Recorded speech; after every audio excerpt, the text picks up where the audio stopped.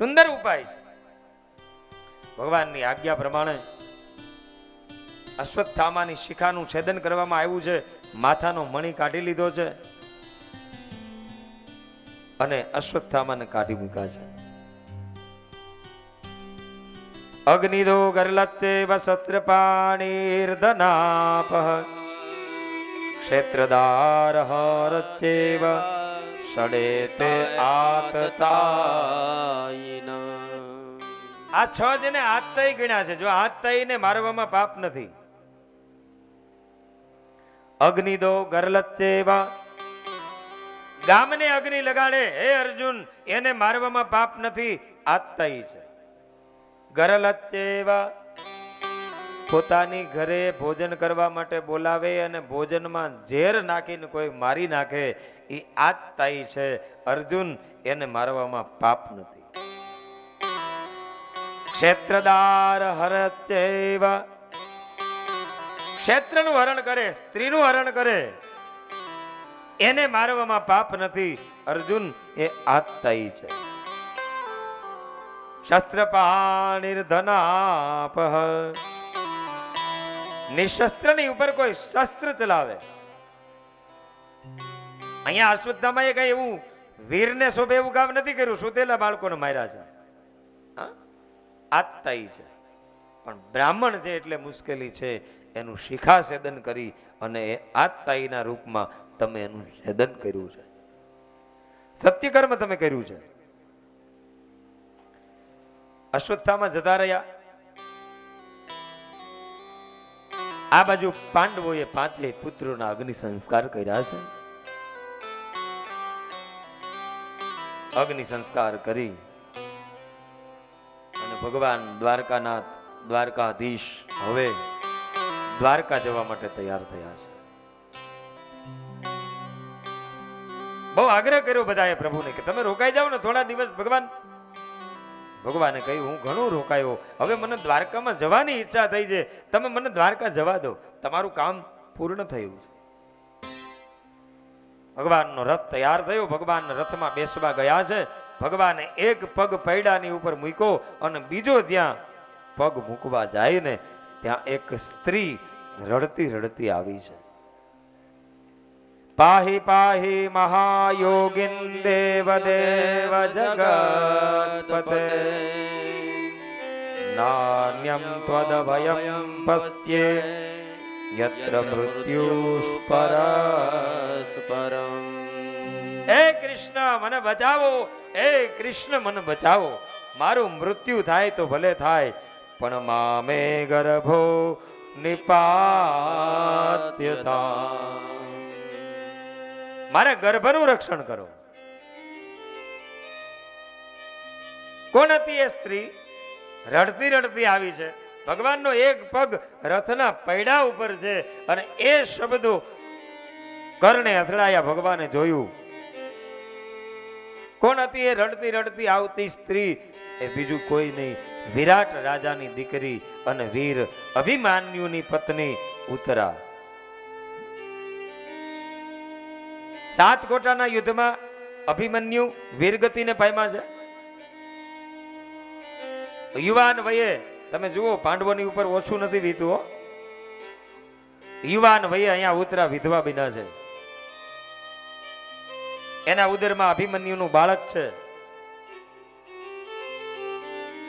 પુત્ર વધુના કપાળમાંથી સૌભાગ્યનો ચાંદલો ભૂસાઈ ગયો એ તો બરોબર, પણ સાસુ હજી સૌભાગ્યવતી બેઠા છે. દ્રૌપદી ખાલી સાસુ નહીં, સાસુના સાસુ પણ હજી બેઠા છે, કુંતાજી.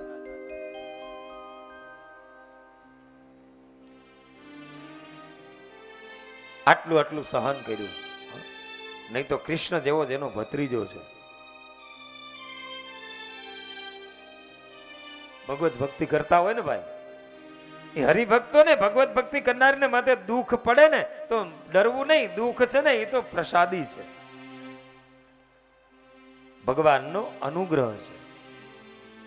આપણી મુશ્કેલી છે, આપણે માળા ફેરવીએ ઠાકોરજીની, રોજ માળા કરીએ, પણ દુઃખ આવે એટલે આપણે ઠાકોરજીની સામે ડોળા કાઢીએ.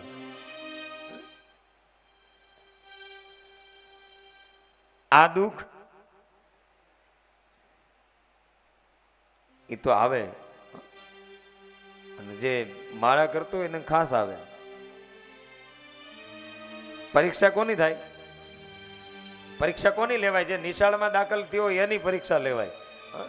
કઈ રસ્તે નીકળ્યો હોય કાલભાઈ પેપર આપવા બેસી જતી શું લખે?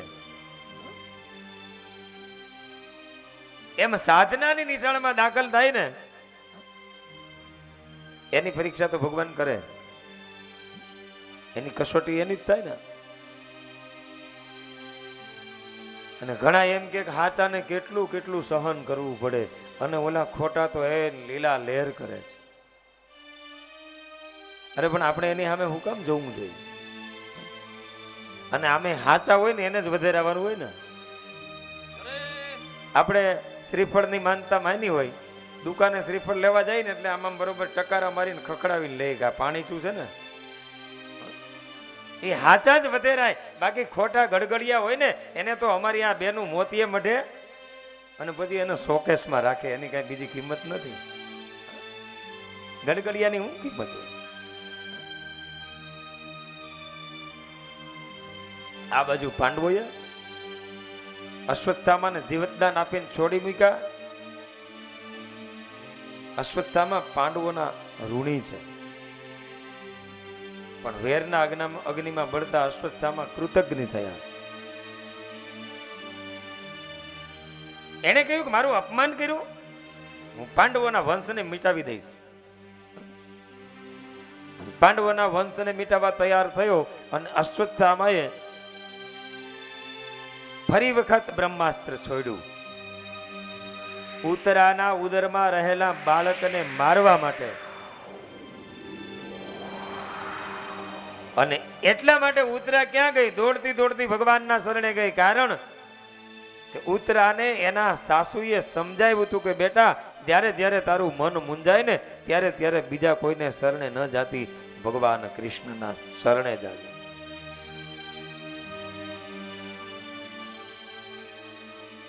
કદાચ જીવનમાં સંકટ આવે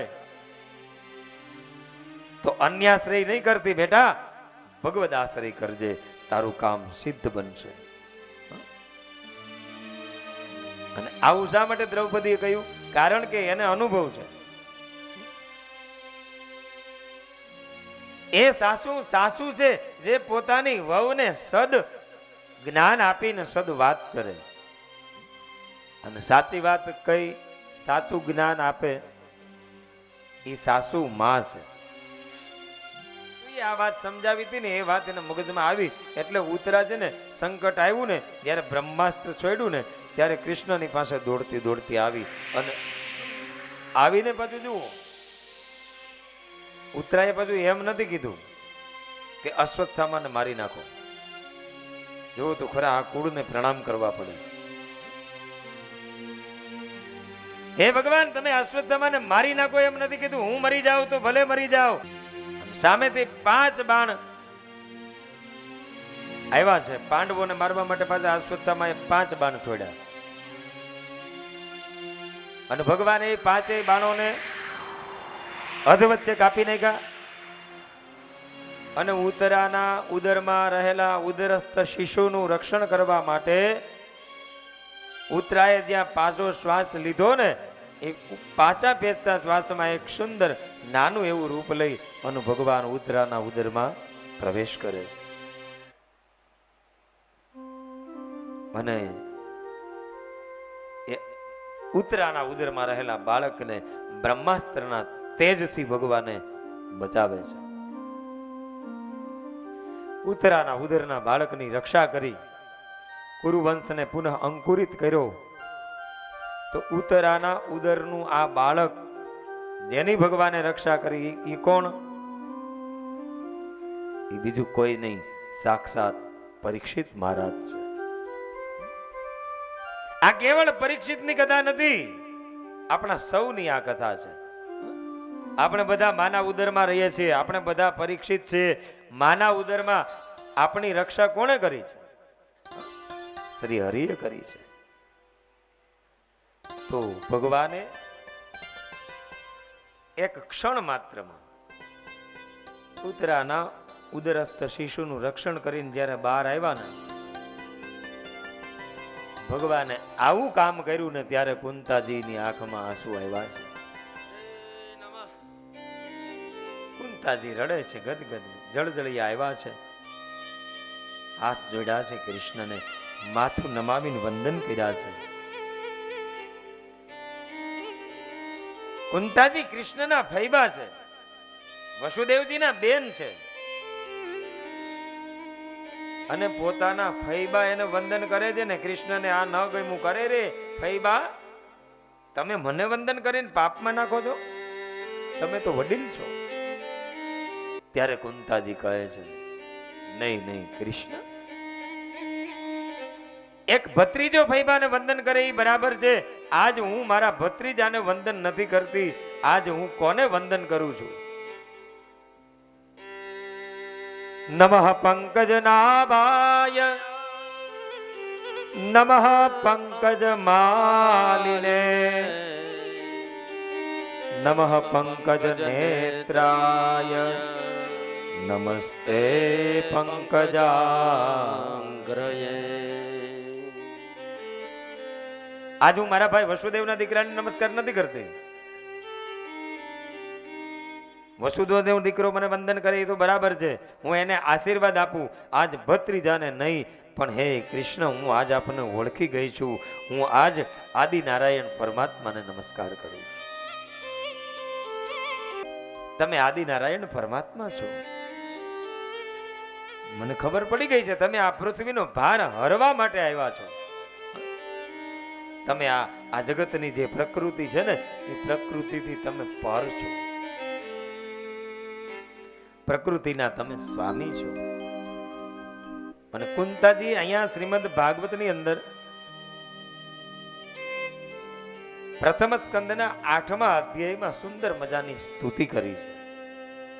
કૃષ્ણાય વાસુદેવાય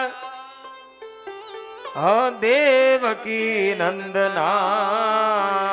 ચ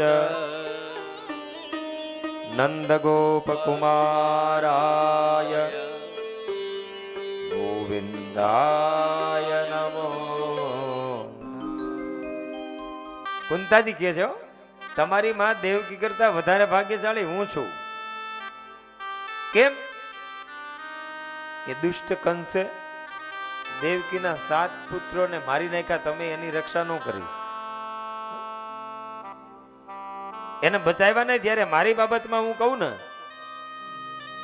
તો હે પ્રભુ, તમે અમારા દીકરાઓ સમેત દરેકની તમે રક્ષા કરી છે. યથા ઋષિકેશ ખલેન દેવકી કંસેન રુદ્ધાતિ ચિરમ શુચાપિતા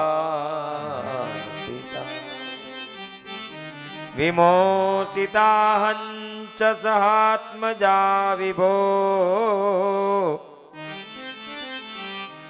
ત્વય્યેવ નાથેન મુહુર્વિપદ્ગણા. હે ઋષિકેશ, તમે ઇન્દ્રિયોના સ્વામી છો.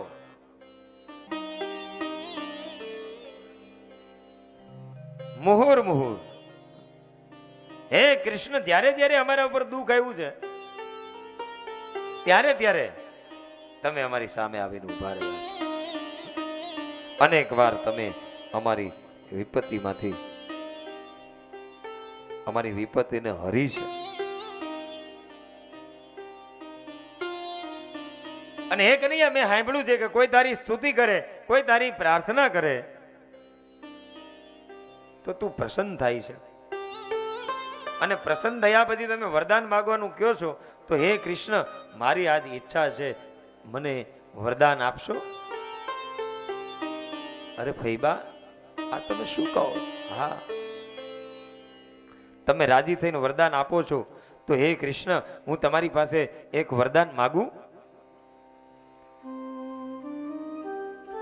ત્યારે કૃષ્ણ બોલ્યા છે, બુઆ, મેં જે કાંઈ તમારા માટે કર્યું ને એ તો મારું કર્તવ્ય હતું. છતાંય હું તમારા ઉપર આજ પ્રસન્ન છું. હે ફૈબા, હે કુંતાજી, તમારે જે માગવું હોય ને આજ માગી લો. અદ્ભુત માગણી છે અહીંયા કુંતાની. વિપદઃ સંતુનઃ સસ્વત તત્ર તત્ર જગત ગુરુ ભવતો દર્શનમ યસ્યાત પુનર્ભવદર્શનમ. હે કૃષ્ણ, તમારે જો મને આપવું જોઈએ ને તો પછી મારા જીવનમાં છે ને ડગલે ને પગલે દુઃખ આવે. મારા જીવનને વિપત્તિથી તમે ભરી દો કનૈયા. અરે રે ફઈબા, તમે આ શું માગો છો? લોકો તો દુઃખને દૂર કરવાની વાતો કરે છે અને તમે દુઃખ માગો છો? હા કનૈયા, મેં અનુભવ્યું છે. અમારા પરિવારમાં જ્યારે જ્યારે દુઃખ આવ્યું છે ને કનૈયા, ત્યારે ત્યારે દોડી દોડી અને અમે તમારી પાસે આવ્યા છીએ, અને અથવા તો દોડી દોડી અને તમે અમારી સહાય કરવા માટે આવ્યા છો. આનું કારણ દુઃખ છે. જો અમારા જીવનમાં દુઃખ ન હોત ને કનૈયા, તો અમે તને પામી શક્યા ન હોત, અમે આપના દર્શન કરી શક્યા ન હોત. એ વિપત્તિ અમારા માટે સંપત્તિ છે. હે કૃષ્ણ, જે વિપત્તિ કૃષ્ણના દર્શન કરાવતી હોય ને એ ભક્તને માટે વિપત્તિ છે ને એ તો સંપત્તિ છે.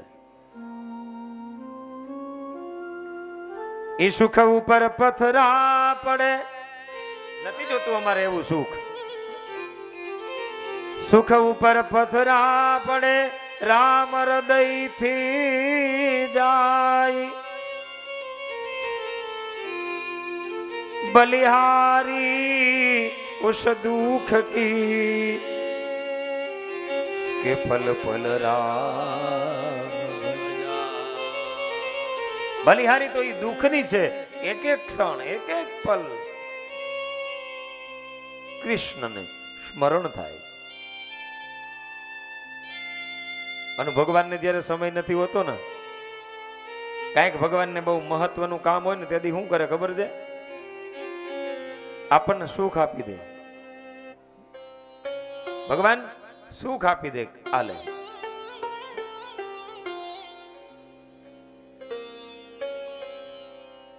દીકરો નાનો હોય, બાળક ખૂબ રડતું હોય,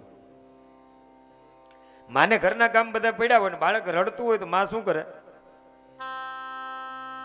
ઘરમાં જેટલા રમકડા હોય ને એ બધા બાળકની પાસે ધરી દે અને બાળક સાનું રહી જાય. ત્યારે માને ખબર પડે કે મારા માટે નહોતો રડતો, આ તો રમકડા માટે રડતો હતો. એમ ભગવાનને ખબર પડે કે આ દુખી છે, આ રડે છે, આને મારી જરૂર નથી, આને સુખની જરૂર છે. અને ત્યારે ભગવાન શું કરે? બે ચાર બંગલા આપી દે, બે ચાર ગાડીઓ આપી દે અને થોડીક સંપત્તિ આપી દે અને કે જા હવે તું મજા કર. આવા રમકડા આપે. અને રમકડામાં ને રમકડામાં રમવામાં એટલો બધો લીન થઈ જાય, ખબર ન પડે. 80 વર્ષ કાઢી નાખે રમવામાં. હામું ન જોવે ત્યારે ભગવાનને ખબર પડે કે સુખ એટલા માટે આપી દે કે આને જે જરૂર સુખની છે તો હું સુખ જ આપી દઉં, મારે તો મોકલાય રે. દુઃખ છે ને એ તો ભગવત પ્રસાદી છે ભાઈ. જેમ જેમ આપણે દુઃખને ભોગવીએ ને એમ પાપનું દેવું છે ને ઓછું થતું જાય, એમ શાસ્ત્ર કહે છે. આપણે પાપ કરીએ છીએ, ફળ રૂપે આપણને શું મળે છે? દુઃખ મળે છે અને ભોગવવું પડે છે. આપણે પુણ્ય કરીએ છીએ, એનું ફળ શું છે? સુખ છે. આ કર્મનો સિદ્ધાંત છે. હવે જો પાપનું દેવું ઓછું થતું હોય તો રાજી થવાય કે રડાય? દેવું ઓછું થાય તો રાજી થવાય ને. અને જેમ જેમ સુખ ભોગવીએ ને એમ એમ પુણ્યનો સંચય થાય. અને એ પુણ્યનો સંચય થાય ને એટલે પાપ છે ને દૂર થાય અને પાપ આપણને છોડતો નથી. આ સંસારમાં સુખ અને દુઃખની એવી માયાજાળ છે. આગે સુખ હૈ તો પીછે दुख है, आगे दुख है तो पीछे सुख है। हर सुख में एक दुख है, हर दुख में एक सुख है।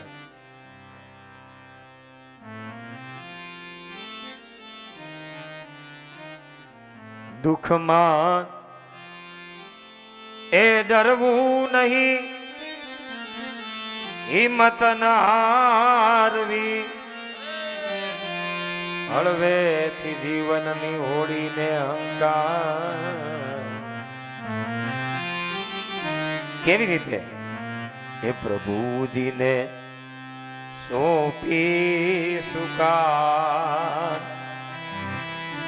સુખ દુઃખ તો આવે સંસારમાં।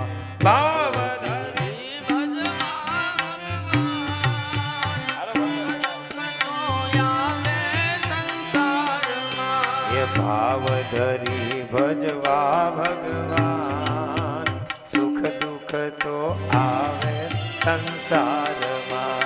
भाव धरी भजवा भगवान, सुख दुख तो आवे संसार में।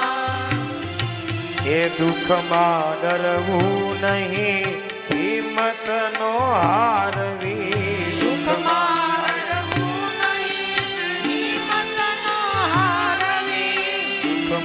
डरवू नहीं, हिम्मत नो हारवी। दुख में डरवू नहीं, हिम्मत न हारवी। ये हळवेથી જીવનની હોડી હંકારવી, હળવેથી જીવનની હોડી હંકારવી। એ પ્રભુજીને બધાને ભૂખ લાગી છે। હમણાં કથાને તો હું વિરામ આપીશ, પણ હાથ છે ને હાકો। એ પ્રભુજીને એક તાલ, એ પ્રભુજીને સોંપી સુકાર, સુખ દુઃખ તો આવે સંસાર। પ્રભુજીને સોંપી સુકાન, સુખ દુઃખ તો આવે સંસારમાં। એ ભાવ ધરીને ભાવ ધરીને ભાવ ધરીને હરિ બોલ આવે સંસારમાં। ભાવ ધરી ભજવા ભગવાન, સુખ દુઃખ તો આવે સંસારમાં। એવું જીવનમાં બને, જમવા માટે કોક દીક મિષ્ટાન મળી જાય અને કોક દીક ઉપવાસ કરવા પડે। કોઈ દિન મિષ્ટાન મળે મન ભાવતા, કોઈ દિન સ્નેહી જનો આમંત્રણ આપતા। કોક દીક ભોજનમાં મિષ્ટાન હોય, કોક દીક 2-4 કંકોત્રીના થપ્પા હોય, કાંઈ ક્યાં જવું મારે જમવા, હવે અહીંયા જવું કાંયા જવું કાંયા જવું। અને કોક દીક એ કોઈ દિન થાય ઉપવાસ, સુખ દુઃખ તો આવે સંસારમાં। કોઈ દિન થાય ઉપવાસ, સુખ દુઃખ તો આવે સંસારમાં। ભાવ ધરીને ભાવ ધરીને ભાવ ધરીને હરિ બોલ ભજવા ભગવાન, સુખ દુઃખ તો આવે સંસારમાં। ભાવ ધરી ભજવા ભગવાન, સુખ દુઃખ તો આવે સંસારમાં। અને કોકની કેવા સન્માન થાય? કોઈ દિન ફૂલહાર મળે, વિવાહ કેવી વધાય। કોઈ દિન ફૂલહાર મળે, વિવાહ કેરી વધાય। કોઈ દિન ફૂલહાર મળે, વિવાહ કેરી વધાઈ। કોઈ દિન ફૂલહાર મળે, વિવાહ કેરી વધાય। અને કોઈ દિન ઘર આંગણીએ મંગળ ગીતો ગવાય। કોઈ દિન ઘર આંગણીએ મંગલ ગીતો ગવાય। અને કોઈ દિન કોઈ દિન રુદન નારાજ, સુખ દુઃખ તો આવે સંસારમાં। કોઈ દિન રુદન નારાગ, સુખ દુઃખ તો આવે સંસારમાં।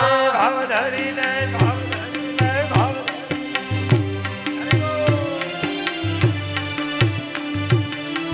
સુખ અને દુઃખ છે ને એ તો આ સંસારનો નિયમ છે. દેવતાઓને પડે, આપણે તો માણસ છીએ. દેવોને દુઃખ પડે, માનવ શું કામ રડે. દેવોને દુઃખ પડે, માનવ શું કામ કરે. દેવોને દુઃખ પડે, માનવ શું કામ રડે. દેવોને દુઃખ પડે, માનવ શું કામ રડે. પુત્રના વિયોગમાં રાજા દશરથના પ્રાણ પડે. પુત્રના વિયોગમાં રાજા દશરથના પ્રાણ પડે. પુત્રના વિયોગે રાજા દશરથના પ્રાણ પડે. પુત્રના વિયોગે રાજા દશરથના પ્રાણ પડે. અને રામ સીતા હરિ બોલ.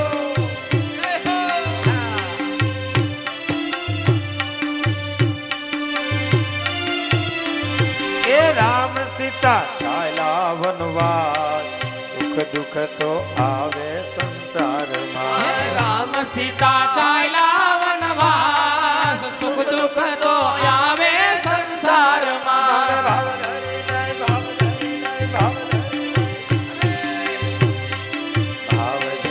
ભજવા ભગવાન, સુખ દુઃખ તો આવે સંસારમાં. ભાવ ધરી ભજવા ભગવાન, સુખ દુઃખ તો આવે સંસારમાં. ભાવ ધરી ભજવા ભગવાન, સુખ દુઃખ તો આવે સંસારમાં. ભાવ ધરી ભજવા ભગવાન, સુખ દુઃખ તો આવે સંસારમાં.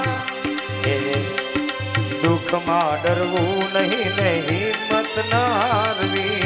દુઃખમાં ડરવું નહીં ને હિંમત ન હારવી. દુઃખમાં ડરવું નહીં ને હિંમત ન હારવી. દુઃખમાં ડરવું નહીં ને હિંમત ન હારવી. એ હળવે હળવે જીવનની હોડી હંકારવી. હળવે હળવે જીવનની હોડી હંકારવી. એ પ્રભુજીને આ પ્રભુજીને સોંપી સુકાન, સુખ દુઃખ તો આવે આ સંસારમાં. પ્રભુજીને સોંપી સુકાન, સુખ દુઃખ તો આવે સંસારમાં. ભાવ ધરીને ભાવ ધરીને ભાવ ધરીને જય હો.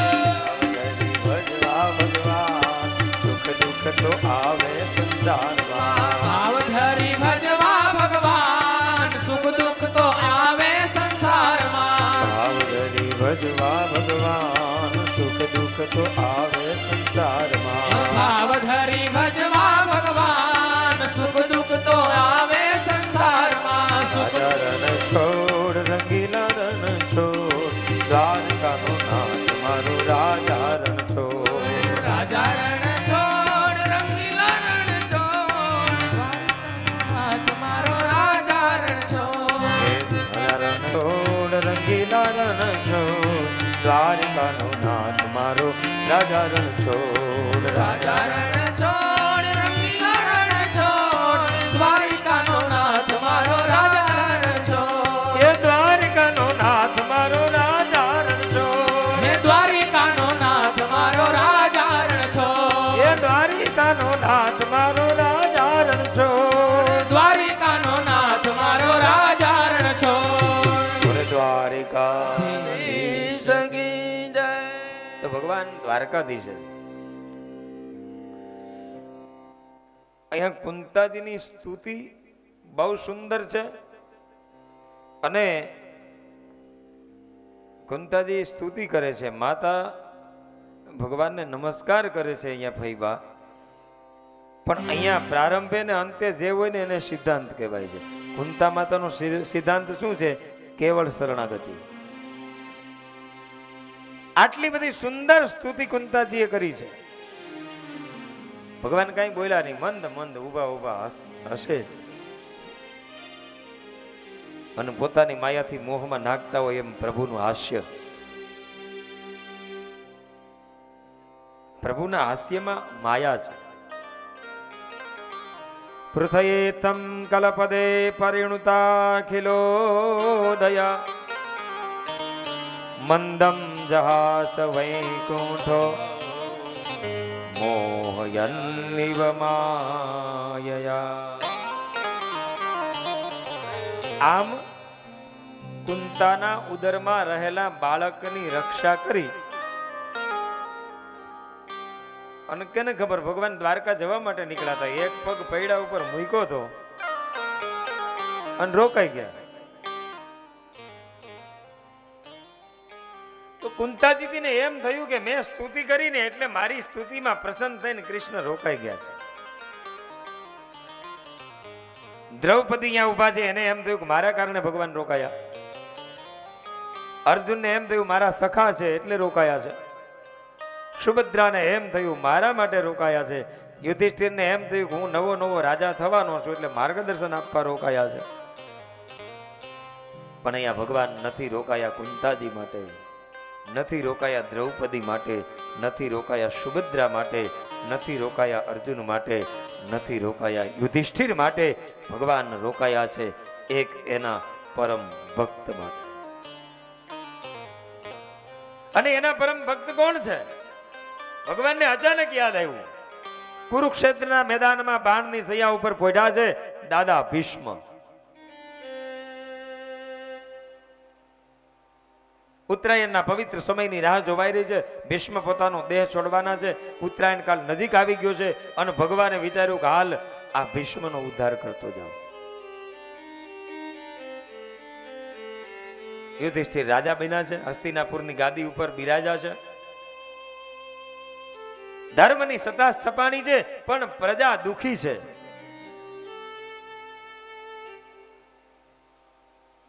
સંબંધીઓના ખૂનથી ખરડાયેલી સત્તા. આ ધર્મરાજ યુધિષ્ઠિર ગાદી ઉપર બેઠા પણ આ ગાદી એને શાંતિ નથી આપી શકતી. આ ધર્મરાજને દુઃખ છે.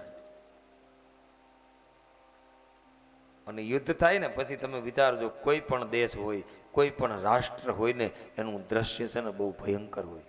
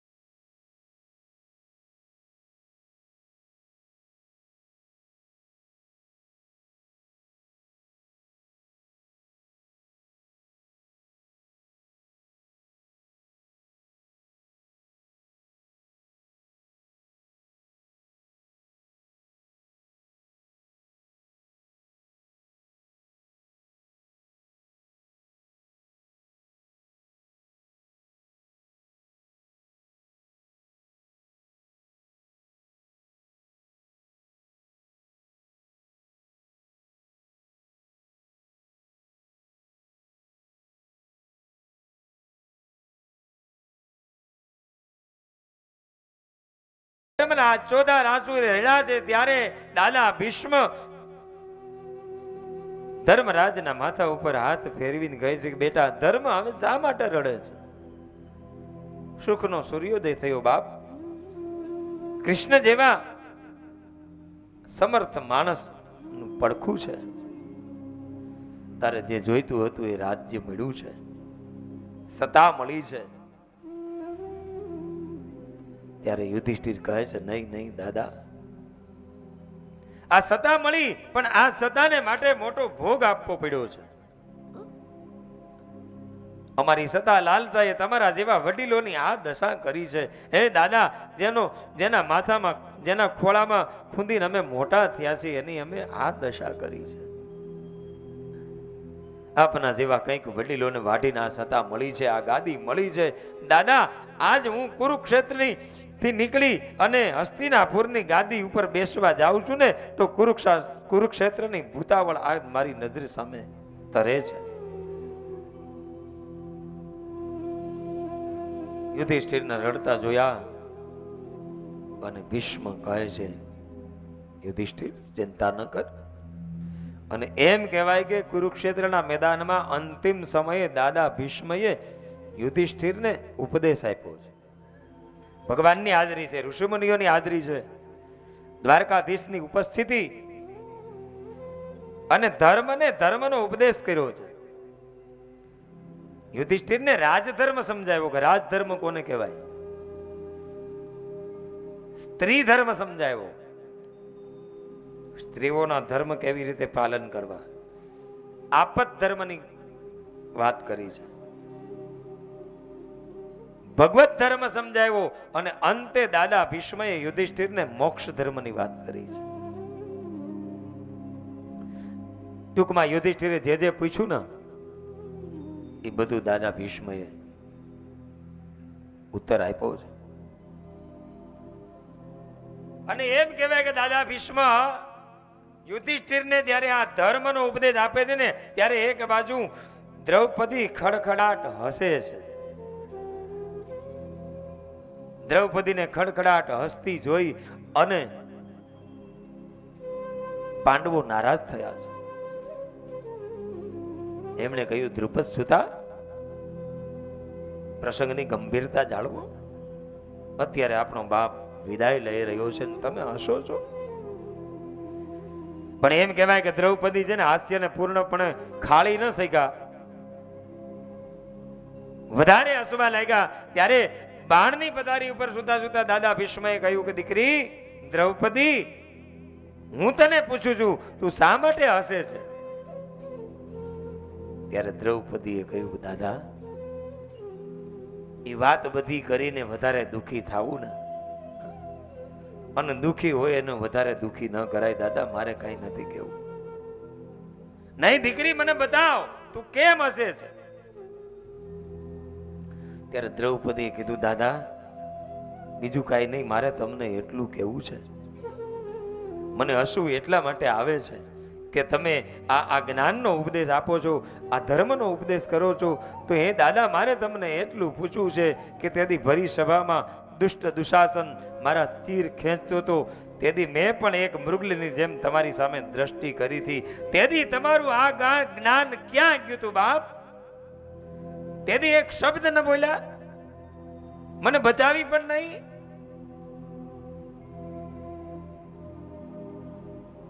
હા દીકરી, તેથી જ્ઞાન હતું પણ અત્યારે જેવું પ્રગટ થયું ને એવું તેથી નહોતું પ્રગટ્યું. કારણ કે દ્રૌપદી, તેથી હું છે ને દુર્યોધનનું અનાજ ખાતો હતો અને દુર્યોધનના અનાજમાંથી બનેલું લોહી મને અજ્ઞાન સુધી લઈ ગયું. અને મિત્રો, એટલા માટે આ શાસ્ત્ર આપણને સાવધાન કરે છે કે જ્યાં ત્યાં છે ને ભોજન લેવું નહીં. અન્નના બહુ દોષ બતાવ્યા શાસ્ત્રમાં. ગમે તેનું જેનું તેનું જ્યાં ત્યાં ક્યારેય જમવું નહીં. થાળી તૈયાર થાય ને એટલે પંગત પનોટી વાળીને બેહી ન જવું, વિચારવું કા લીધા જેવું છે. અન્નના દોષ છે. આપણે આજે હોટેલમાં જમીએ છીએ, આપણને ખબર છે હોટલનો માલિક કોણ છે, કયા પૈસાથી અનાજ લઈ આવ્યો છે એ આપણને ખબર નથી. આપણે જે ટેબલ ઉપર બેઠા હોય સામે બીજા 3 જણા આવીને બેસી જાય, આપણને ખબર તો નથી કોણ છે. અંદર જે રસોઈ બનાવે છે એ રસોઈયો કોણ છે એ ખબર નથી, કઈ જ્ઞાતિનો કઈ જાતિનો. રસોઈ તૈયાર થાય ને એટલે રસોઈયાની દ્રષ્ટિ પહેલા એમાં પડે. પછી પેલો વેઇટર હોય, વેઇટર એ કઈ ખબર તો નથી, હગો તો ન હોય ને આપણો, ઈ લઈને આવે એટલે એની દ્રષ્ટિ પડે. આપણી સામે બેઠા હોય ઈ જોવે કે આને શું મગાવ્યું છે, એની દ્રષ્ટિ પડે. એમ ધીમે ધીમે ધીમે દ્રષ્ટિનો દોષ અન્નની ઉપર પડે. ઈ અન્ન આપણે લઈએ, ઈ અન્નની અસર સીધી મન ઉપર થાય. અને આપણે ત્યાં કહેવત છે ને, જેવો અન્ન એવો ઓડકાર આવે.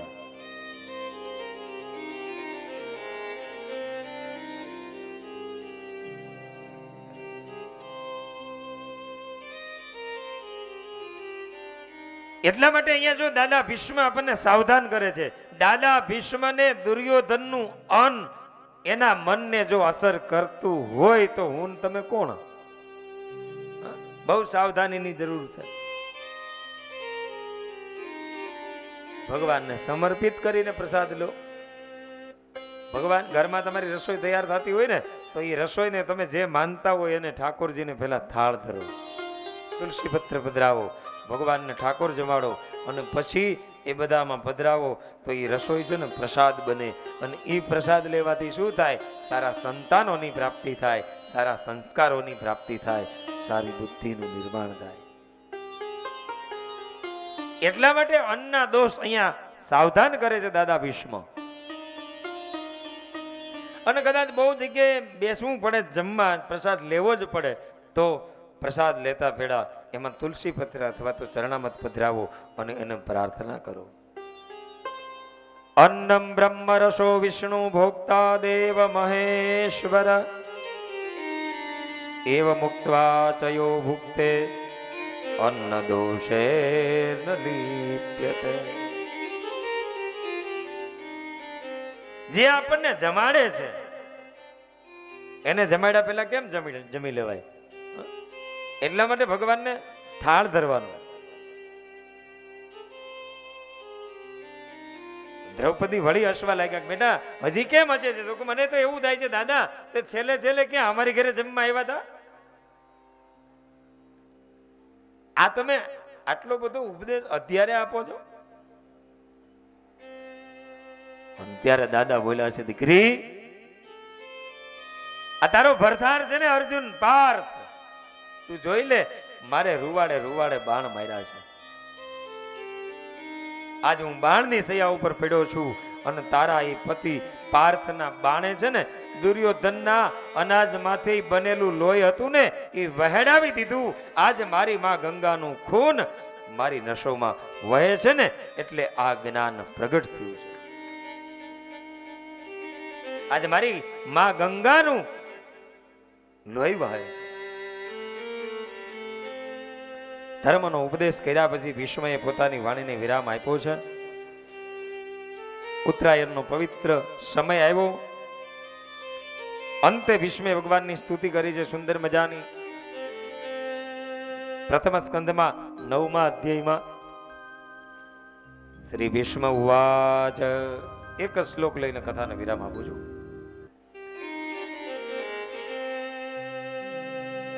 ઇતિ મતિ રૂપકલ્પિતા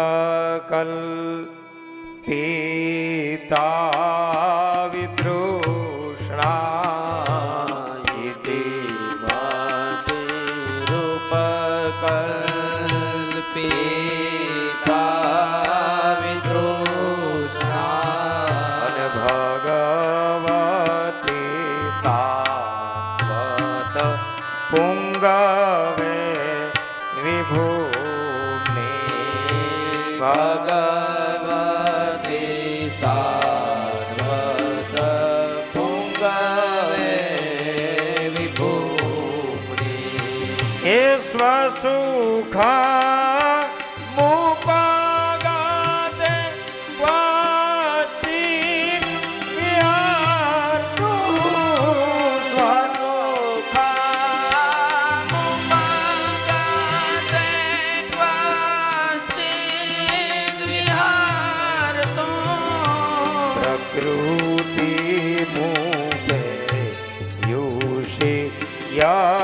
ભવ પ્રવાહ પ્રકૃતિ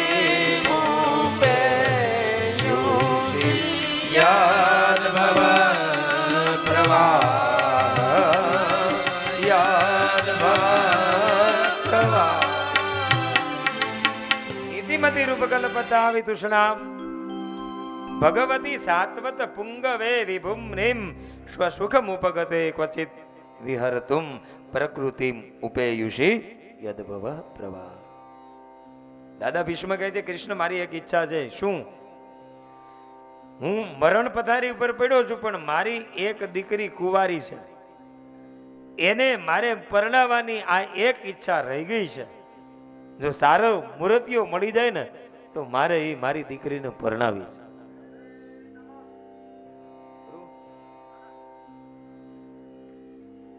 બોલે અહીંયા તો તરત જ તો બધાને દાદા ભીષ્મના શબ્દો સાંભળીને આશ્ચર્ય થયું કે દાદા ભીષ્મ અને એને પછી દીકરી. પિતાને ખાતર જેને આજીવન બ્રહ્મચર્યનું પાલન કર્યું, પરિણામ નથી. અંબા અંબિકા અંબાલિકા એમાં અંબા પ્રત્યે જરા દાદા ભીષ્મને આકર્ષણ હતું. એ કથામાં જાઉં તો હાજ પડશે. એટલે ટૂંકમાં દાદા ભીષ્મ પિતાજીને, એના પિતા શાંતનુ છે, માં ગંગા છે, અને શાંતનુ ને એમણે વરદાન આપ્યું કે હે પિતાજી, તમારા ખાતર હું આખી જિંદગી કુંવારો રહીશ, બ્રહ્મચર્યનું પાલન કરીશ. બ્રહ્મચર્યની તાકાત દાદા ભીષ્મ. અને અહીંયા દાદા એમ કે હું એક કુંવારી કન્યાનો પિતા છું. ઓલા બધા વિચાર કરે કે એક તો આ બ્રહ્મચર્ય, અને એમાં પાછા એમ કે મારી કુંવારી કન્યાને પરણાવી જાય. આ દીકરો કોનો? બાપુનો. એના જેવી વાત.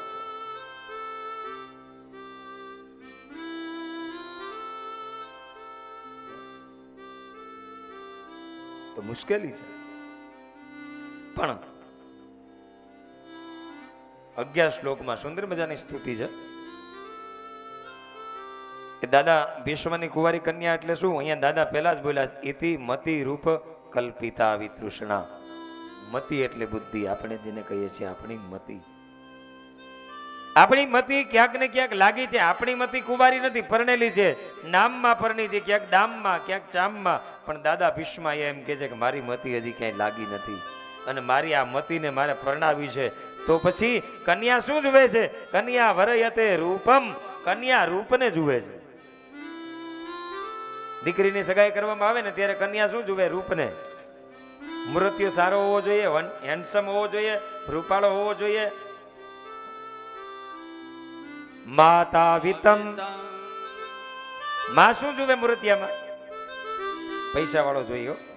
ભલે થોડો ખામડો હોય તો વાંધો નહીં, પણ પૈસા વાળો હોવો જોઈએ. પિતા શ્રુતમ. પિતા એમ કે ભલે રૂપાળો હોય કે ન હોય, પણ ભણેલો ગણેલો દીકરો હોવો જોઈએ, 5 પૈસા ક્યાંક કમાઈ જાય. બાંધવા કુલ મિચ્છતિ. અને કુટુંબીજીનો સલાહ લે કે અહીંયા દીકરીનું નક્કી કરવાનું. આમાં તમારું શું કહેવાનું કે જો કુળ જોઈજો, ખાનદાની પેલા જોવો. નહીં, ખાનદાની જોવાથી પેલા નામ ઉપર સગાઈ થઈ જાય. આપણે છે ને કાકા જોવું ને એટલે કુટુંબ જોવાઈ જાય. કાકા જોવો એટલે આખું કુટુંબ જોવાઈ જાય. અને ગાયનો ગોવિંદરો જોવો એટલે આખું ગામ જોવાઈ જાય. પછી અંદર જવાનું ધક્કો ખાવાની જરૂર નહીં. ગોવિંદરો જોવાઈ જાય એટલે ગામ જોવાઈ જાય. તો અહીંયા બાંધવો છે ને ખાનદાન જોવે. અને બીજાને શેમાં રસ હોય? નિષ્ઠાને ઇતરે જના. બીજા એમ કે ભલે નહીં ભાઈ, હારો હોય તો ભલે ગમે એવો હોય કરો ને કંકુના, અમારે તો લાડવાથી કામ છે ને, જાનમાં આવશું ને મજા કરશું.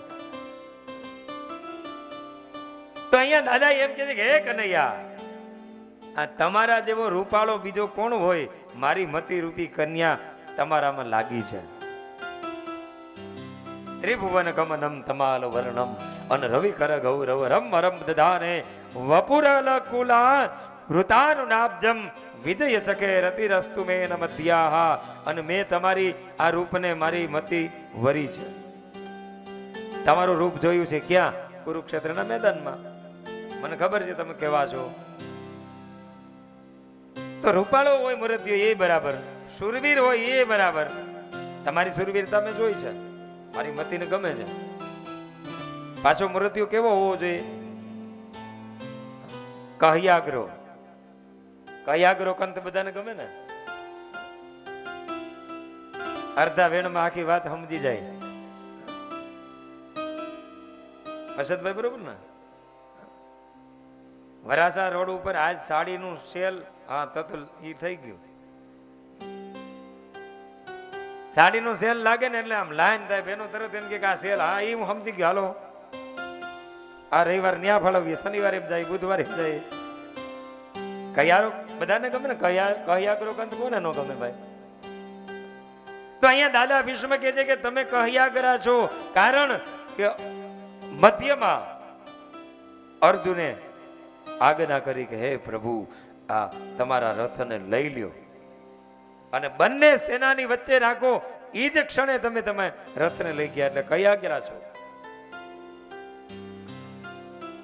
અને પાછા ત્યારે દુર્યોધન ને અર્જુન બે માગવા માટે આવ્યા.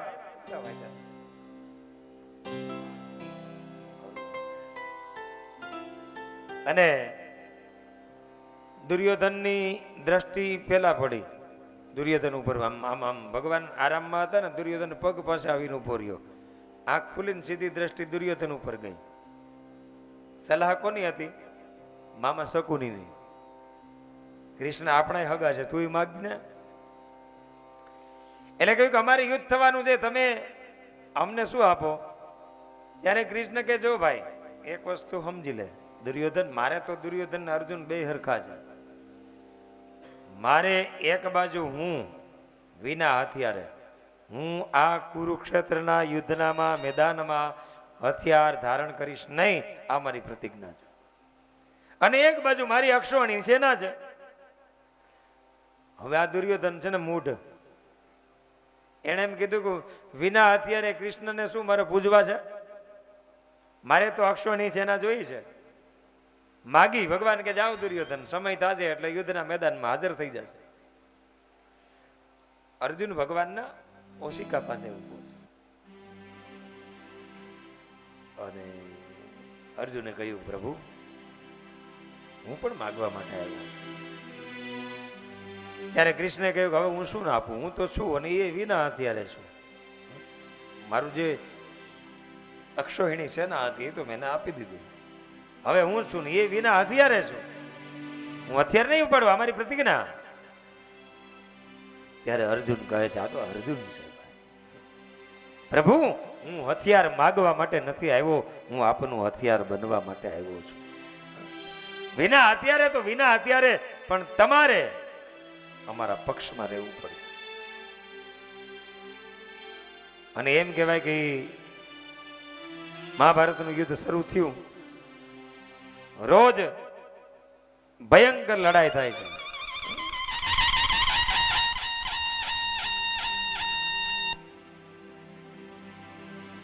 એવા સમયે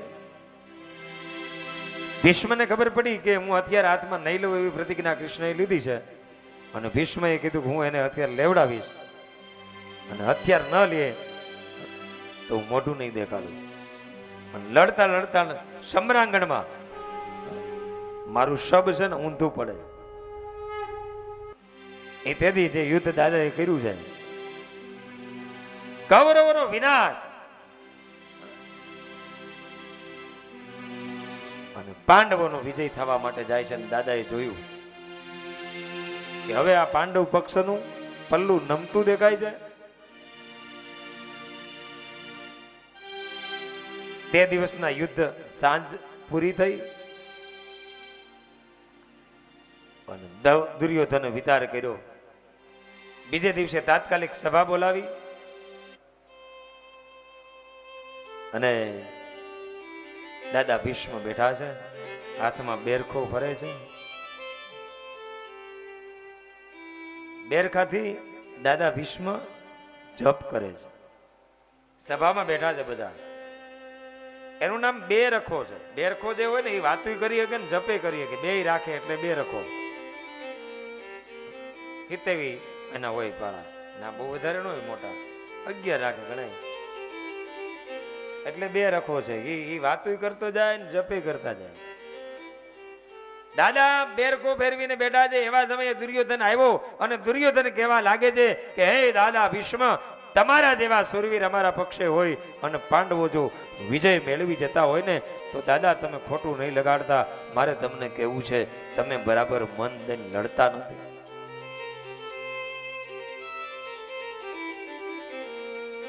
તમે દાદા અનાજ અમારું ખાવ છો અને ભલું ઈચ્છો છો પાંડવોનું. આ વાત જ્યાં સાંભળીને ત્યાં તો દાદા ભીષ્મનો બેરખો અટકી ગયો. એ દુર્યોધન, બોલતા પહેલા વિચાર કર, હું તારા પક્ષે છું. હા, પાંડવો પ્રત્યે મને થોડોક ભાવ છે, એમાં ના નહીં, પણ ખોટું નહીં બોલું. મને હેત છે પાંડવો ઉપર, પણ છતાં મારો ધર્મ હું ન ચૂકું, તારા પક્ષે રહીને લડું છું. અને તને જો ચિંતા હોય ને તો હે દુર્યોધન, જા આ તારી પત્ની ભાનુમતીને કહેજે કે મારે સાંજે છે ને મારી રાવટીમાં આવી અને અખંડ સૌભાગ્યવતીના આશીર્વાદ લઈ જાય. પછી તો તને ડર નથી ને?